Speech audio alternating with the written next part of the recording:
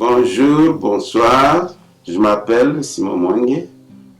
Aujourd'hui, nous allons parler de ce que nous avons parlé la fois passée, mais nous allons ajouter quelques versets, 2 ou 3 versets, parce qu'on n'a pas assez de temps.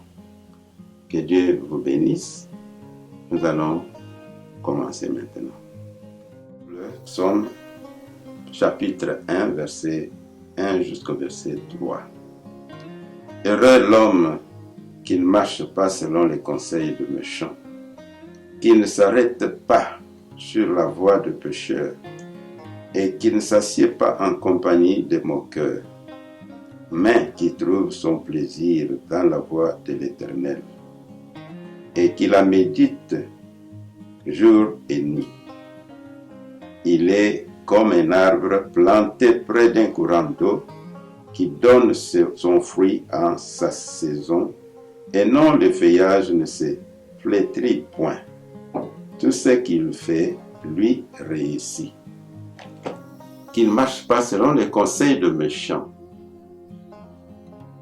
Heureux l'homme qui ne s'assoit pas, qui ne s'assied pas en compagnie des moqueurs. Heureux l'homme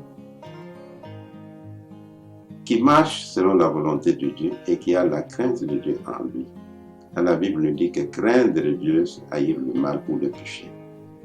Nous sommes appelés à craindre Dieu, à démontrer au monde que nous ne sommes pas de ce monde, nous appartenons à un Dieu qui est saint.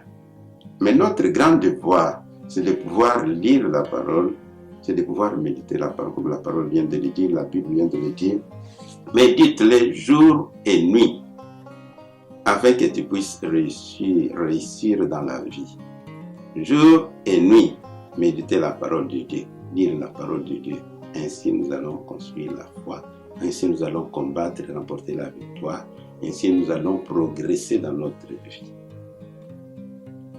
Heureux l'homme qui médite la parole de Dieu, heureux l'homme qui ne marche pas selon les conseils de méchants. La Bible nous donne des versets, des chapitres qui nous encouragent à pouvoir continuer à lire la parole, à méditer la parole pour que notre victoire soit vraiment certaine. Si nous lisons par exemple en Psaume 119, verset 24, tes préceptes font mes délices, ce sont mes conseillers. Voilà, nous avons des préceptes dans la parole de Dieu. Si nous lisons, nous allons recevoir des conseils, plus que ce que le monde peut nous donner. Au contraire, c'est nous qui avons quelque chose à donner au monde. Mais à cause de la manque de la lecture de la parole de Dieu, à cause de la manque de la méditation de la parole de Dieu, nous manquons de connaître nos droits et nos devoirs, notre autorité et le pouvoir que Dieu nous a donné vis-à-vis du péché et vis-à-vis de ce monde. Il est nécessaire pour nous de pouvoir persévérer dans cette voie de lire de la méditation de la parole de Dieu. C'est alors que nous allons faire de grandes choses. Il est bon de lire la parole, de méditer la parole et de l'annoncer aux autres. Prions. Seigneur, que ton nom soit béni et que la gloire te revienne. Merci pour nous avoir donné ce temps pendant lequel notre Dieu, nous avons partagé ta parole. Garde chacun de tes enfants.